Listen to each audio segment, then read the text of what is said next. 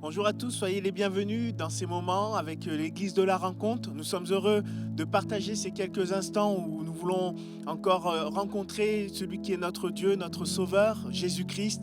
Nous croyons qu'il est au milieu de nous et même si ces moments sont un peu particuliers, nous croyons aussi que Dieu est chez nous, chez vous, qui regardez, qui partagez ces moments avec nous. Alors que le Seigneur vous bénisse, que le Seigneur bénisse vos familles, vos maisons. Et nous croyons que ce temps, c'est un temps mis à part. Alors nous voulons partager à travers ces moments quelques chants, un moment aussi autour de la parole de Dieu qui sera apporté par le pasteur Stéphane Vautier ce matin. Et nous croyons que Dieu va nous parler, que Dieu va nous visiter. Alors que nos cœurs soient ouverts, que nos cœurs soient réceptifs, que nos cœurs soient maintenant prêts à rencontrer celui que peut-être nos yeux ne voient pas, mais qui est réellement présent au milieu de nous. Alors, que le Seigneur vous bénisse ce matin dans ce culte.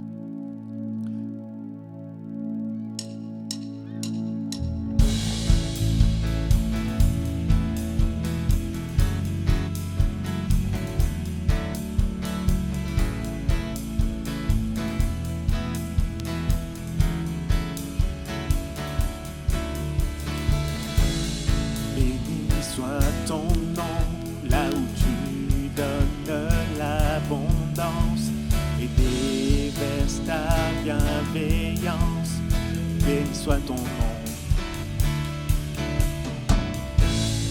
Béni soit ton nom. Quand ma vie traverse un désert, quand je marche en terre inconnue, béni soit ton nom.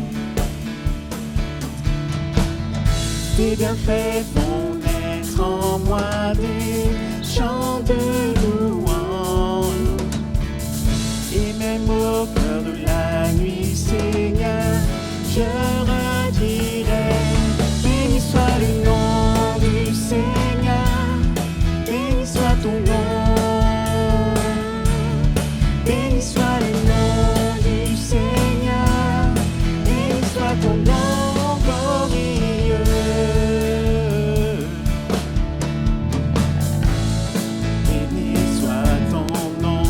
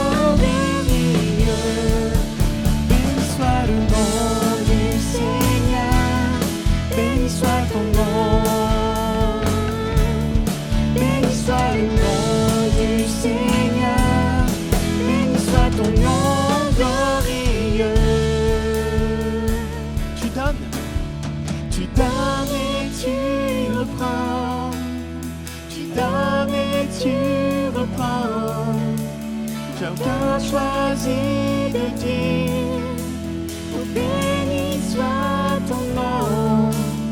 Tu donnes et tu reprends, tu donnes et tu reprends. Mon cœur choisit de dire, oh béni soit ton nom. Béni soit le nom du Seigneur, béni soit ton nom.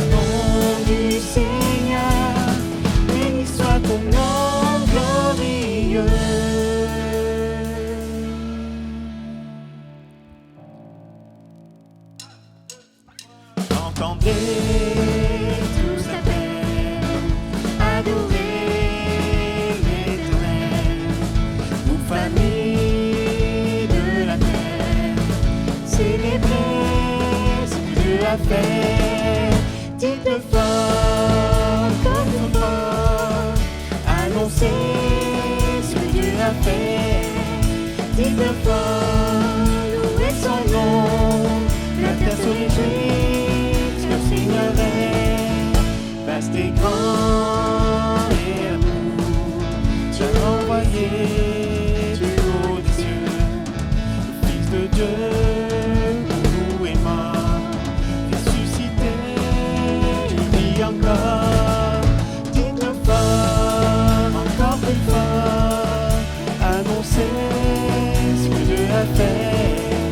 Dites-le fort, louez son nom, que la terre se réjouisse, que le Seigneur règne.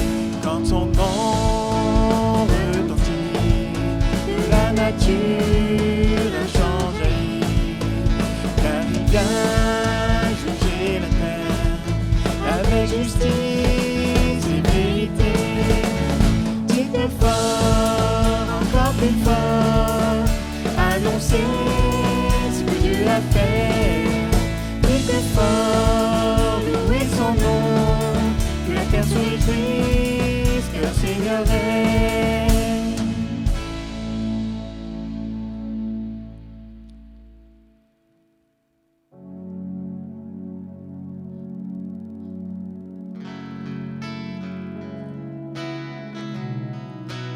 Toi seul est digne, Seigneur.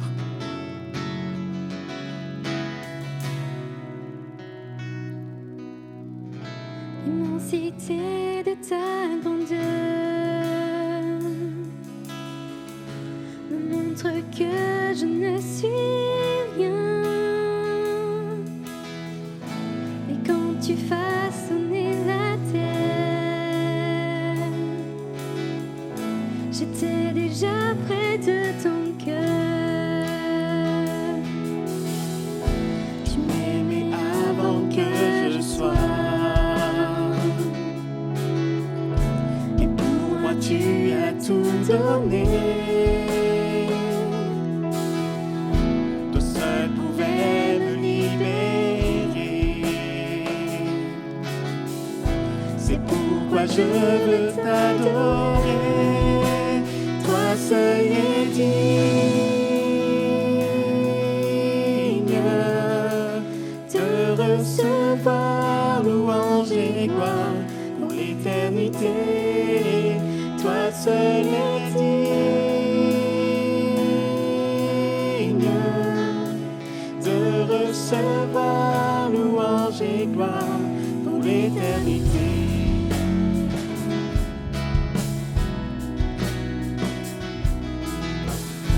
Dans ta présence je me tiens, car tu as ce dont j'ai besoin. La vie, le bonheur sont dans tes parvis, mon sauveur. Toi seul est digne de recevoir louange et gloire pour l'éternité. Toi seul est digne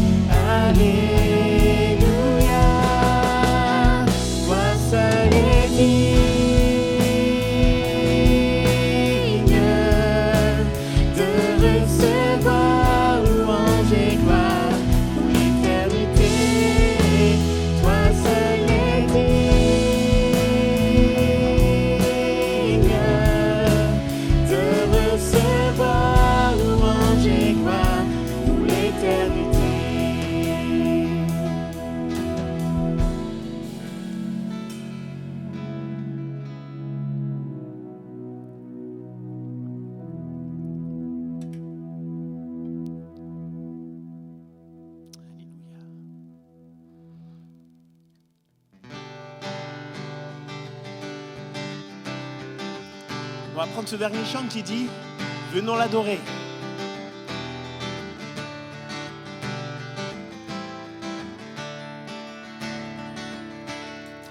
Les cieux déclarent la gloire de Dieu et le monde entier viendra louer son nom merveilleux. Notre sur les mers, partout sur la terre, toute créature le lèvera pour louer le roi. Venons l'adorer, venons l'adorer. Jésus-Christ est Seigneur, l'éternel roi bientôt reviendra.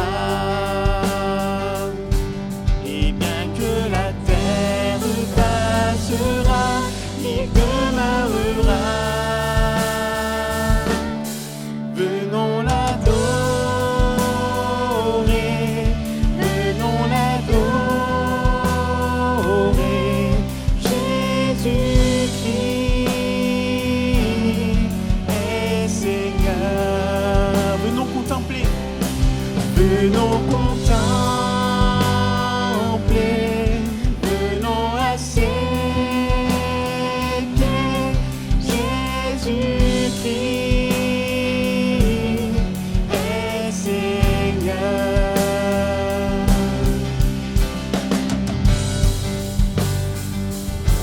Alléluia. Chantons ce matin ensemble, Alléluia. Tu es digne de louange.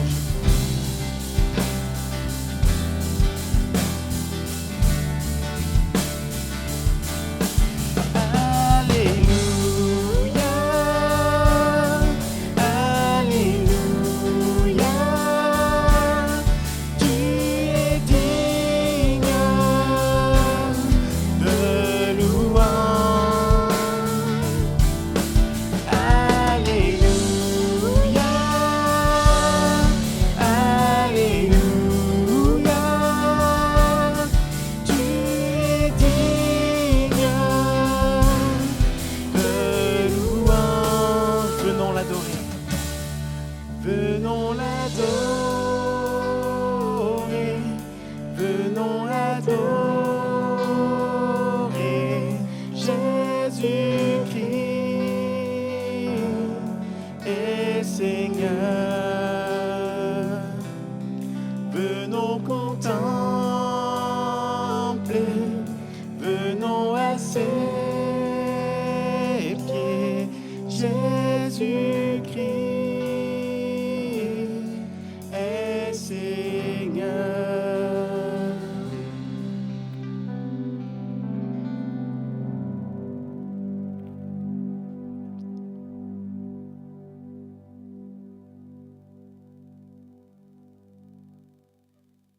Après ce merveilleux temps d'adoration et de louange que l'on a pu avoir ensemble, et après avoir adoré Dieu et béni notre Rédempteur, notre Sauveur, j'aimerais partager avec vous quelques pensées, quelques versets qui nous ramènent là encore à ce que nous venons de chanter, et particulièrement d'ailleurs avec le premier chant d'introduction où il est dit que Dieu donne et béni soit le nom du Seigneur pour cela.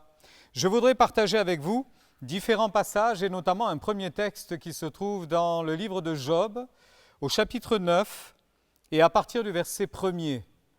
Je vais lire donc pour vous Job chapitre 9 verset 1er. Ce matin nous parlerons d'un Dieu de merveille et nous parlerons de plénitude. Ce Dieu de merveille nous accorde de vivre dans sa plénitude. Job prit la parole et dit « Je sais bien qu'il en est ainsi. Comment l'homme serait-il juste devant Dieu? S'il voulait contester avec lui, sur 1000 choses, il ne pourrait répondre à une seule. À lui, la sagesse et la toute-puissance. Qui lui résisterait impunément? Il transporte soudain les montagnes, il les renverse dans sa colère, il secoue la terre sur sa base et ses colonnes sont ébranlées. Il commande au soleil et le soleil ne paraît pas. Il met un sceau sur les étoiles. Seul, il étend les cieux, il marche sur les hauteurs de la mer. Il a créé la grande ourse, l'Orion et les Pléiades et les étoiles des régions australes.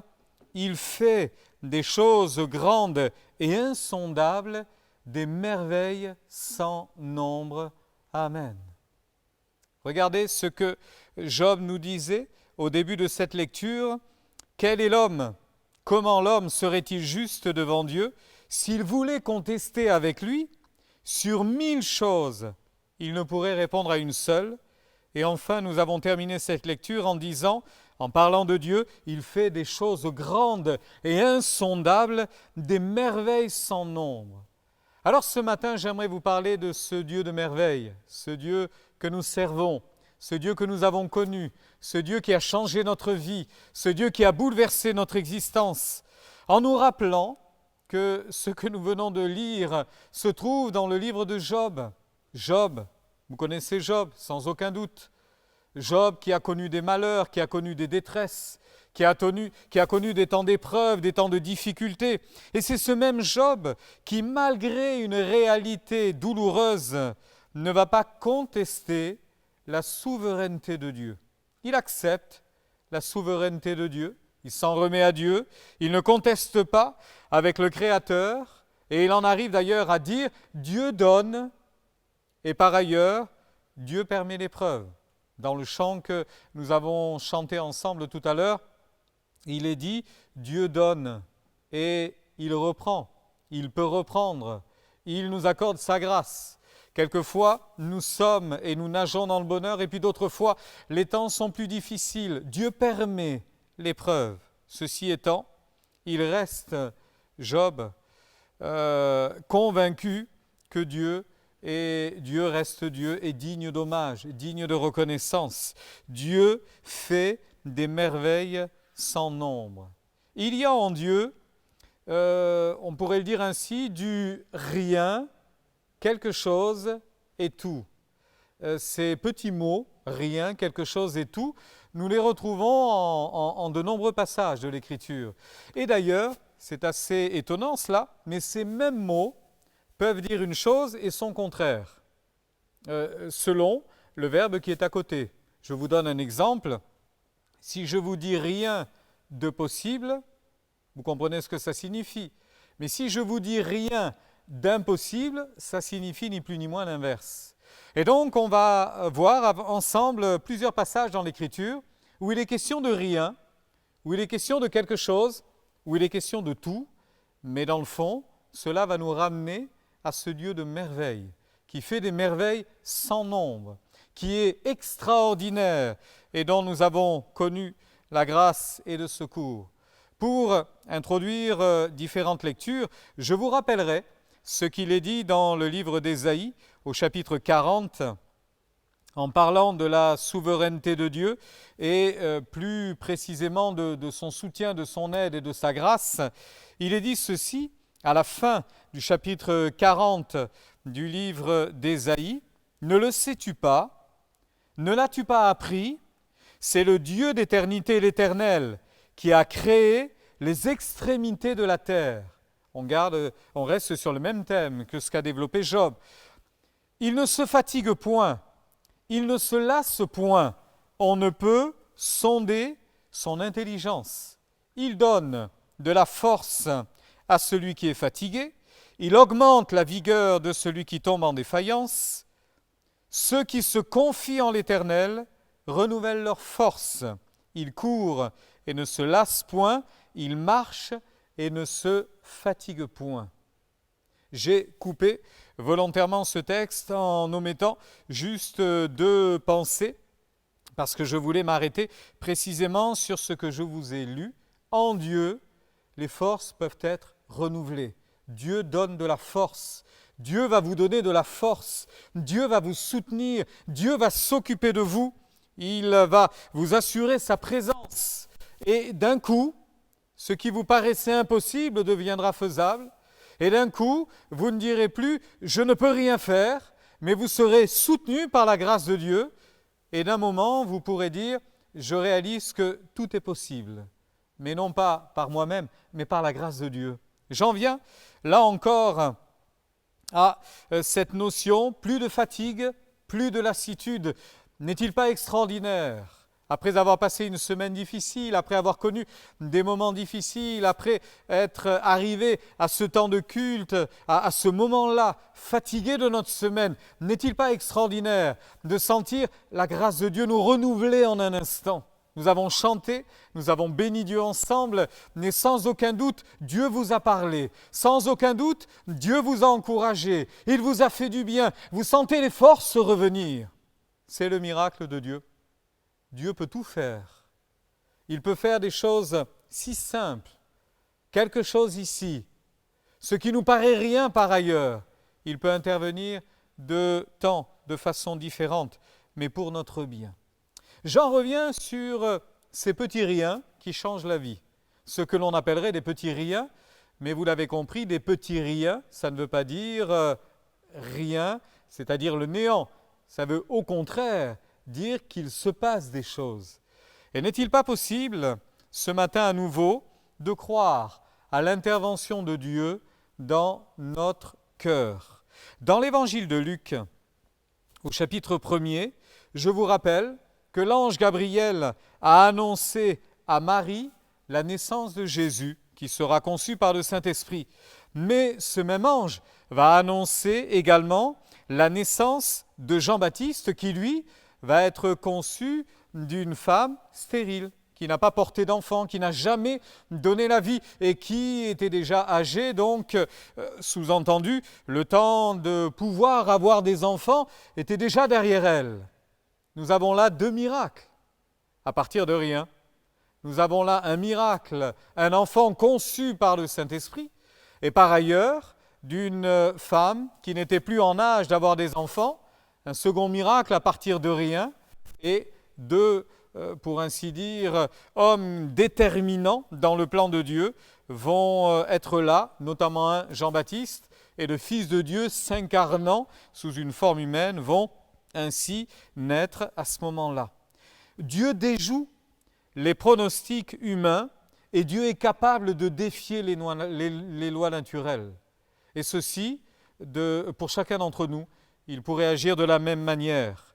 Car finalement, c'est ce que l'ange dira à Marie, qui va être étonnée de cette annonce en disant « Mais comment se peut-il que je donne naissance à un enfant ? Mais ce n'est pas possible, je ne connais pas d'homme, je ne suis pas mariée, je ne peux pas avoir d'enfant, ce n'est pas possible. » Et l'ange lui dira « Mais Marie, rien n'est impossible à Dieu. » Alléluia, rien n'est impossible à Dieu.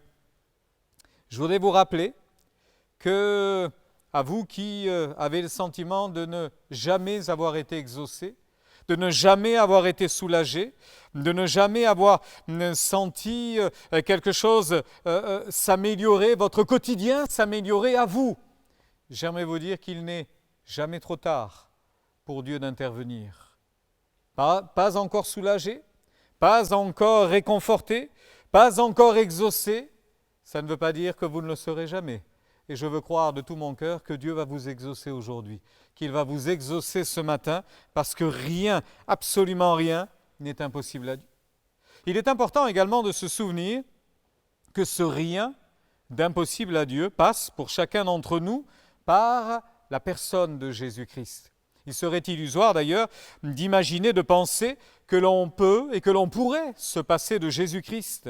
Dans l'évangile de Jean, ce Jésus dira à ses disciples quelque chose là aussi de très important, au chapitre 15 et au verset 5, « Je suis le cep et vous êtes les sarments.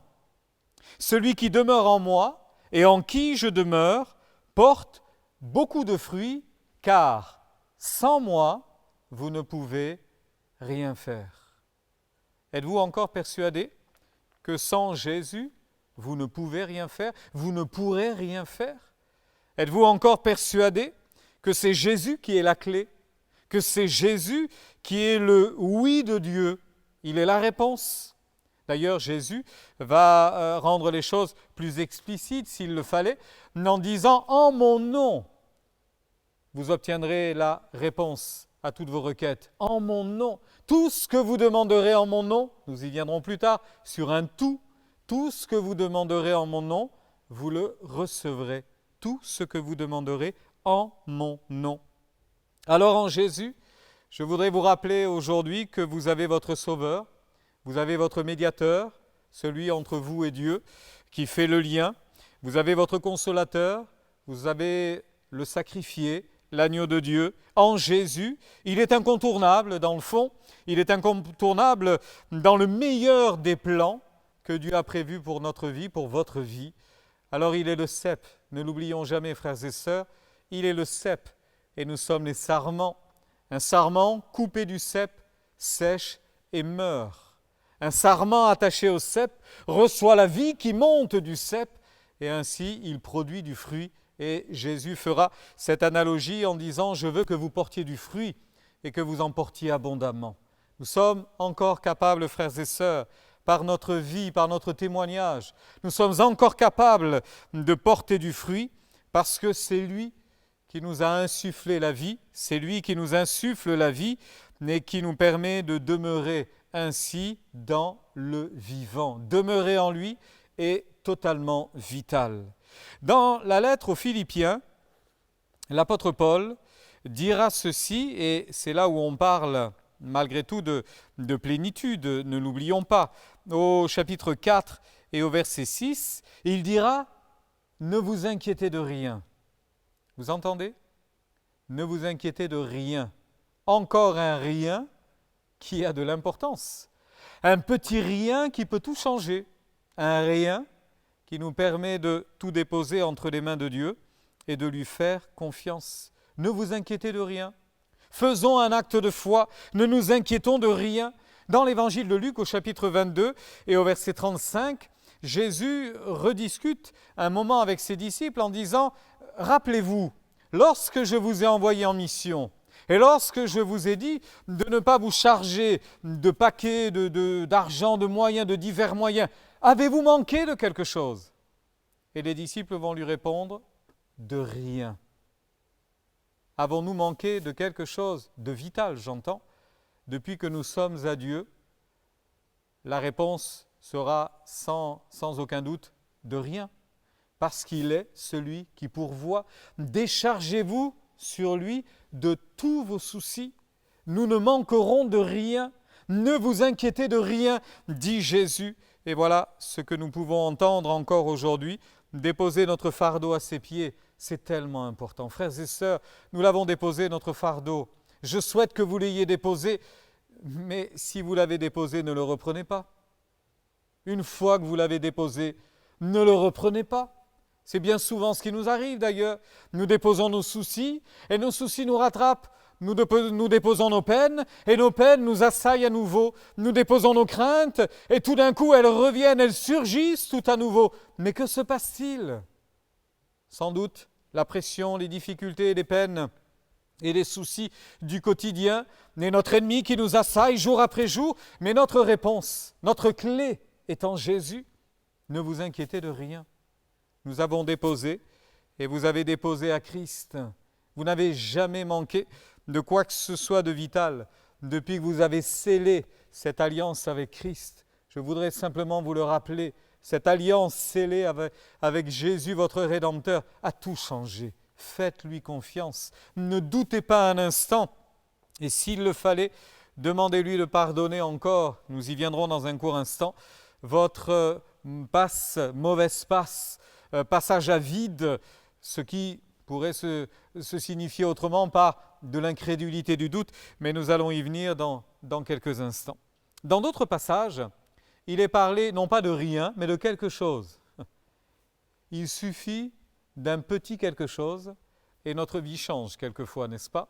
Un petit rien ou un petit quelque chose, ça semble vouloir dire la même chose. Et d'ailleurs, dans ces textes bibliques, selon les traductions, on utilisera le mot rien ou quelque chose. Ça arrive.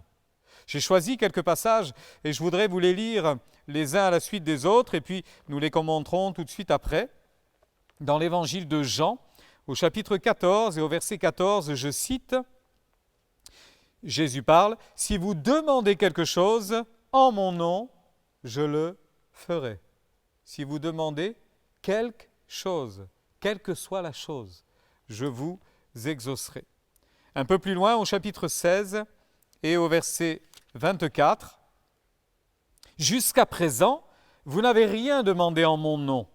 Demandez et vous recevrez, afin que votre joie soit parfaite. » À méditer, frères et sœurs, et nous y reviendrons dans un moment. Comment se fait-il que Jésus leur dise « Jusqu'à présent, vous n'avez rien demandé ?» Ça fait réfléchir tout de même. Un peu plus loin, dans l'évangile de Luc, il y a le texte, évidemment, que je vous citais, où Jésus dira « Quand je vous ai envoyé, avez-vous manqué de quelque chose ? Avez-vous manqué de quelque chose ? Non, nous n'avons manqué de rien. » Et dans la lettre de Jacques, au chapitre 1er, lettre de Jacques, au chapitre 1er, et au verset 7, il est parlé de quelqu'un qui voudrait obtenir quelque chose, même au verset 6, mais il est question de la sagesse, qu'il la demande avec foi, sans douter, car celui qui doute est semblable au flot de la mer, agité par le vent et poussé d'un côté et d'un autre, qu'un tel homme ne s'imagine pas qu'il recevra quelque chose du Seigneur, car c'est un homme irrésolu, inconstant dans toutes ses voies. Quelque chose, un petit rien, quelque chose qui fait que l'on passe à côté. Ah, ça ne devrait pas nous arriver, hein. Ça ne devrait jamais nous arriver. Quand Jésus demande, et quand Jésus nous demande, alors, as-tu manqué de quelque chose ? Sommes-nous capables de dire non, jamais. Depuis que tu as guidé ma vie, je n'ai jamais manqué de rien. Sommes-nous capables de le dire ? Quand Jésus affirme, si vous demandez quelque chose en mon nom, je le ferai. Alors, pourquoi ne demandez-vous pas ? Jusqu'à présent, vous n'avez rien demandé. C'est ce que Jésus leur dit.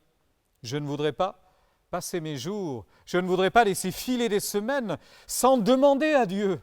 Tous les matins, demander de l'aide, demander sa grâce, demander sa présence, demander sa paix, demander son secours, demander des réponses, demander sa sagesse. Je ne voudrais pas passer un seul instant sans demander chaque moment, pour chaque journée, de telles choses. Serions-nous trop exigeants que de le réclamer tous les jours ? Serions-nous trop insistants que de le réclamer à chaque instant ? Non, non, frères et sœurs, nous avons raison de le demander. Jésus nous a laissé cette offre, il nous l'a permis, il nous a donné cette opportunité. Demandez, vous recevrez, cherchez, vous trouverez, frappez, l'on vous ouvrira. Quelle grâce, frères et sœurs. Comment se fait-il que nous ne demandions pas ? Est-il arrivé un moment où l'incrédulité de doute nous a assaillis ? Frères et sœurs, l'incrédulité, le doute, mais c'est un piège redoutable, redoutable. Le doute. Ah, je finis par me dire que Dieu ne veut pas. Je finis par penser que ce n'est pas pour moi. Je finis par me dire que je ne m'en sortirai plus, je ne m'en sortirai pas. Le temps a passé, des années sont passées, c'est terminé maintenant, c'est pas possible. Beaucoup de croyants ont bien peu de foi. Beaucoup d'entre nous manquons de foi si souvent. C'est le doute qui nous a envahis, c'est l'épreuve qui a duré, qui a fait que on y a cru une fois, et on l'a demandé 2 fois, et on a espéré une 3e fois encore, et ne voyant jamais rien venir. Et même pire, des assauts répétés qui creusent nos espoirs, font qu'on a fini par tout oublier, en disant « ça ne sert à rien, certainement que Dieu ne veut pas ». Jusqu'à présent, vous n'avez rien demandé. Peut-être est-ce avec foi. Jusqu'à présent, vous n'avez rien demandé. Sans doute avec suffisamment de certitude et de conviction. En tous les cas, Jésus peut nous dire à chacun d'entre nous, mais si souvent tu n'as pas demandé, comme il le fallait. Toujours dans cette lettre de Jacques, il est question d'un état moral et spirituel, si vous voulez, qui fait que la demande ne peut pas être exaucée. Ça peut paraître étonnant, mais il le dira au chapitre 4, toujours de sa lettre, et je vous le cite, « D'où viennent vos luttes ? les luttes? D'où viennent les querelles parmi vous? N'est-ce pas de vos passions qui combattent dans vos membres? Vous convoitez et vous ne possédez pas. Vous êtes meurtriers et envieux et vous ne pouvez pas obtenir. Vous avez des querelles et des luttes. Vous ne possédez pas parce que vous ne demandez pas. Et vous demandez et vous ne recevez pas parce que vous demandez mal dans le but de satisfaire vos passions. Eux ne recevaient pas, parce qu'ils ne demandaient pas, et ils ne recevaient pas d'eux parce qu'ils demandaient mal. Finalement, le but n'était pas louable, le but n'était pas bon, vous demandez mal, simplement dans le but de satisfaire vos passions. Il s'adresse à des croyants, hein. Il ne s'adresse pas à des incroyants, il s'adresse à des chrétiens et il leur dit, il y a des querelles, il y a des luttes, il y a des jalousies, mais qu'est-ce qui se passe? Avez-vous demandé à être exaucé? Avez-vous demandé que votre opinion, votre point de vue, en quelque circonstances que ce soit, vous avez espéré que votre point de vue trouverait un écho favorable et ça n'a pas marché, c'est curieux. Ça arrive au travail, ça arrive dans les relations familiales, dans les relations humaines. Il se passe tous les jours des choses ainsi.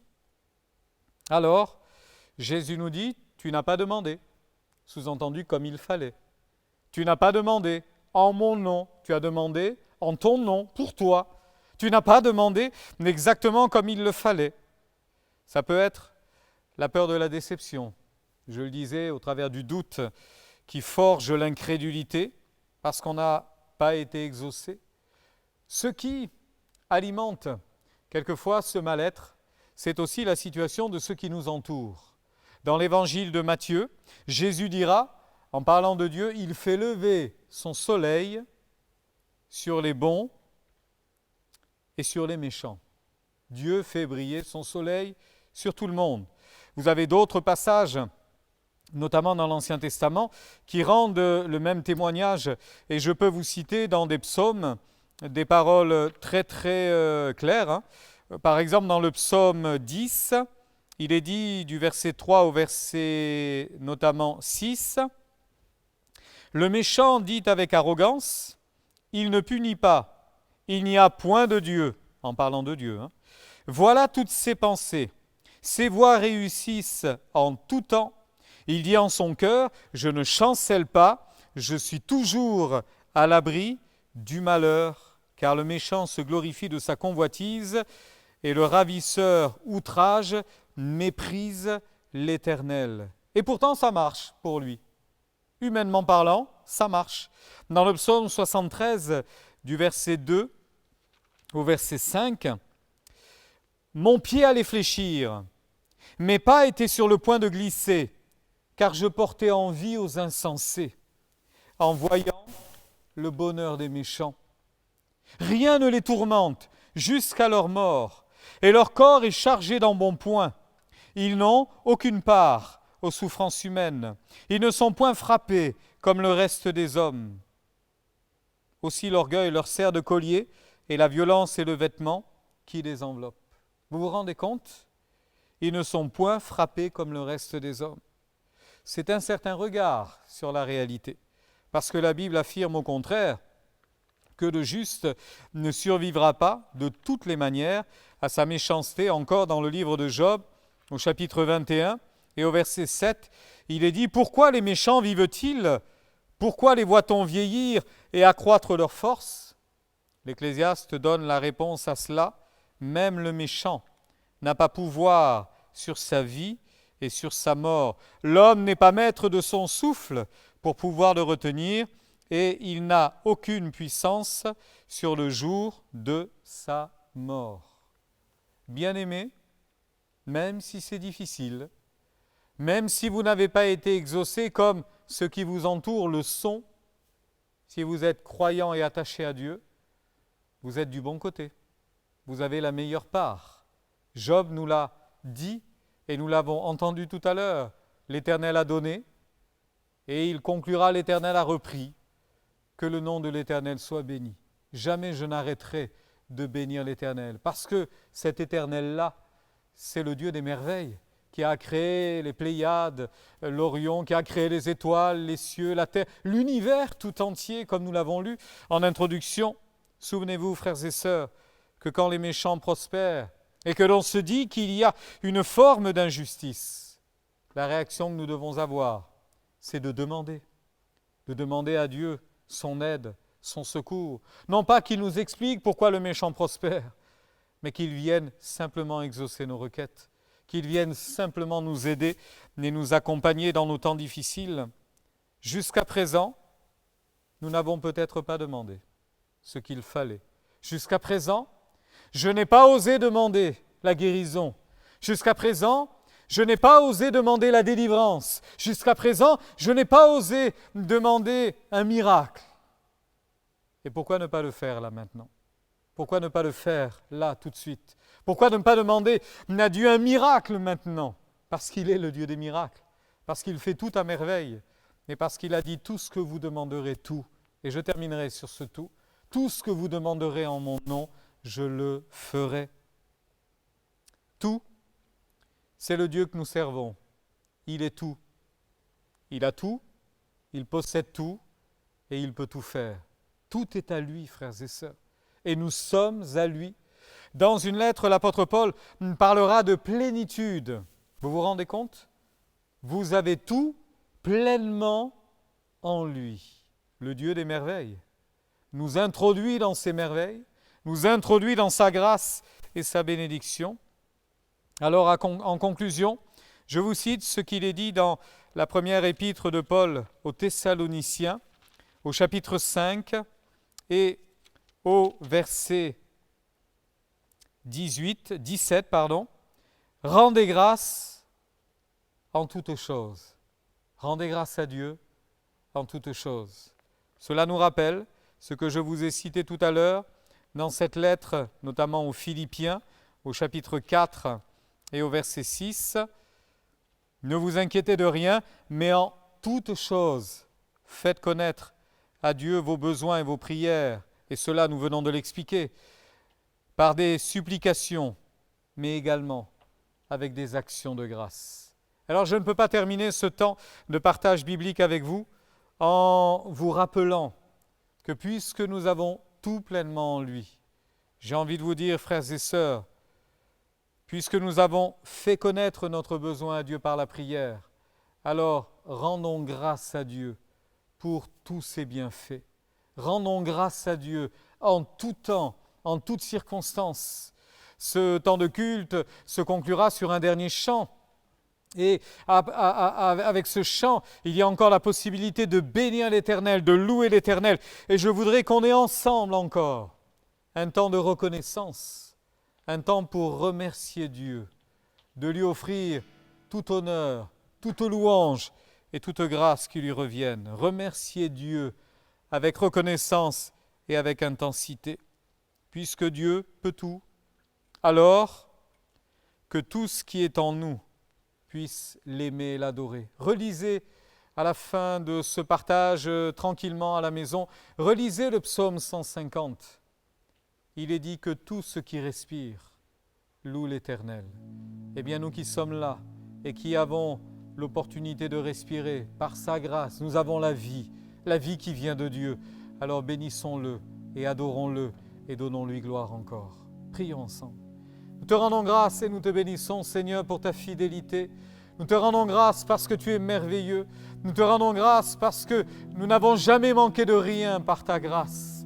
Mais tu as toujours fait quelque chose en notre faveur. À tous les instants, tu as été là. Rien, quelque chose et tout, ça te définit bien. Tu as toujours été là. Tu as toujours été près de nous.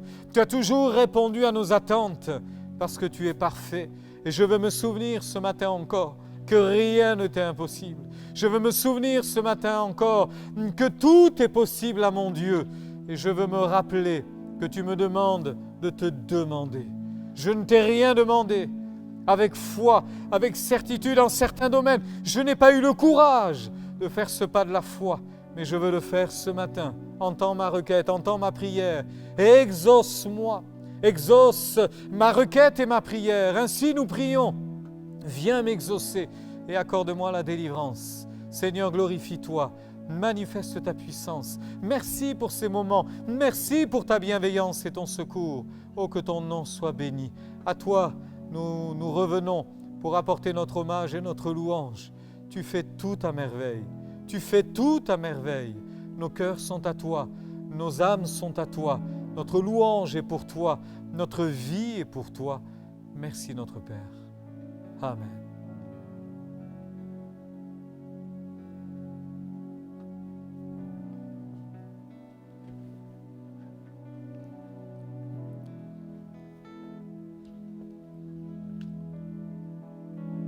À Dieu soit la gloire, à Dieu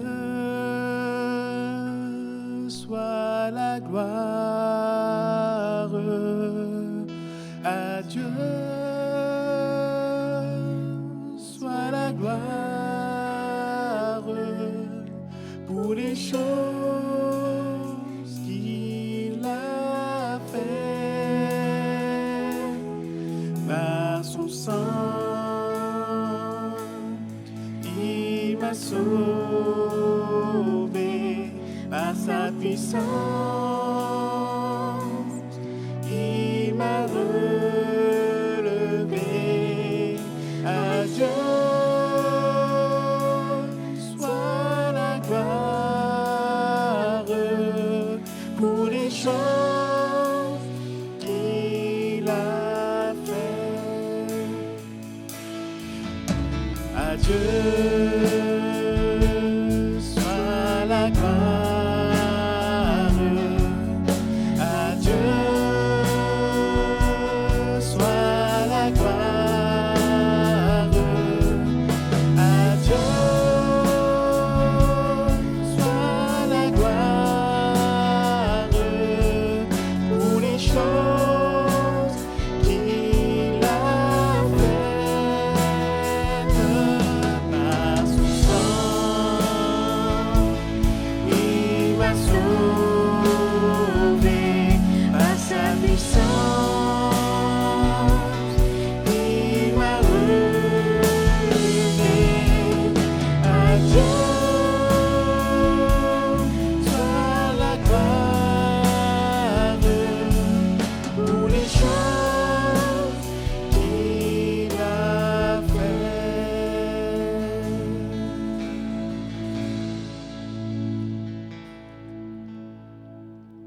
Voilà, nous arrivons à la fin de ces moments. Nous allons laisser juste la place à quelques annonces avant de se quitter.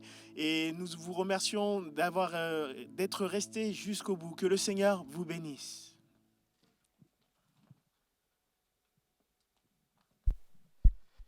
Je voudrais vous rappeler le programme de la semaine qui est là devant nous. Alors, on va évidemment fonctionner avec les différentes informations qui vont nous revenir parce qu'il risque d'y avoir à nouveau du changement par rapport à la capacité d'accueil de notre Église, de nos églises et de notre Église. Le fait est que normalement, le programme que nous vous proposons cette semaine est celui-ci. Mardi après-midi, nous vous invitons à venir nous rejoindre pour une réunion de prière et d'édification. Elle est limitée pour l'instant à 30 personnes et donc c'est sur inscription. Néanmoins, s'il s'avère, et vous entendrez l'actualité comme nous, et on communiquera avec vous également par message bien évidemment, il est possible que l'on puisse, qu'on soit capable de réunir davantage de monde. Si néanmoins ceci reste très limité et ne devait pas bouger, nous continuerons à avoir notre réunion le mardi soir par visioconférence en Zoom. Donc nous vous invitons à venir nous rejoindre parce que nous passons de bons moments. Nous pouvons nous voir, nous pouvons échanger quelques mots, quelques salutations. Et puis évidemment, ça c'est important aussi, nous passons du temps dans la prière, dans le chant et puis avec la méditation de la parole de Dieu. Et ceci est bon et ceci nous fait du bien. Ensuite, nous vous proposons un nouveau rendez-vous le jeudi entre 12h15 et 13h30 pour un temps de prière à l'église. Toujours pareil, on vérifiera et également la capacité d'accueil. Mais nous souhaitons nous retrouver pour ce moment-là. C'est un temps un petit peu informel. Donc, si vous n'avez qu'un quart d'heure, que 20 minutes, qu'une demi-heure, n'hésitez pas à venir nous rejoindre à ce moment-là. Et puis, vous venez quand vous pouvez, vous repartez quand vous le souhaitez. Mais sachez qu'entre midi et quart et 13h30, 12h15, 13h30, l'église est ouverte et nous pouvons ainsi nous tenir devant Dieu dans la prière et dans la reconnaissance également. Ensuite, dimanche prochain, nous aurons à nouveau notre culte. Nous communiquerons avec vous si le culte sera à nouveau par Internet ou s'il sera possible de nous retrouver à l'église. Vous aurez des informations complémentaires à ce sujet. Je ne saurais que trop vous encourager à faire connaître le site de l'église parce qu'il y a des messages, il y a des paroles qui sont données, des témoignages. Il y a énormément de ressources qui sont à disposition de chacun et dans le fond, partagez cela autour de vous. Allez-y, vous également. Ceci vous fera du bien sans aucun doute en vous rappelant que plusieurs fois par semaine, il y a une rubrique particulière qui s'appelle « Un mot pour aujourd'hui » et à cette rubrique, vous retrouverez des messages qui ont été enregistrés par les différents pasteurs et qui vous sont apportés ainsi chaque jour. Donc n'hésitez pas à aller sur le site internet, sur ce lien qui vous sera proposé ou quoi qu'il en soit, nous essayons de le communiquer également par WhatsApp, par différents groupes qui ont été créés pour communiquer ainsi. Voilà, que le Seigneur vous bénisse, qu'il vous accorde sa grâce. Si vous avez besoin de visite, surtout vous n'hésitez pas, je parle au Nîmois bien évidemment. Si vous souhaitez que l'on vienne vous rendre visite, n'hésitez pas à nous téléphoner, vous avez nos coordonnées, nous pouvons nous déplacer bien évidemment. Vous pouvez nous rejoindre à l'église aussi si vous souhaitez nous rencontrer. Nous sommes à votre disposition. Que Dieu vous bénisse, bonne fin de dimanche.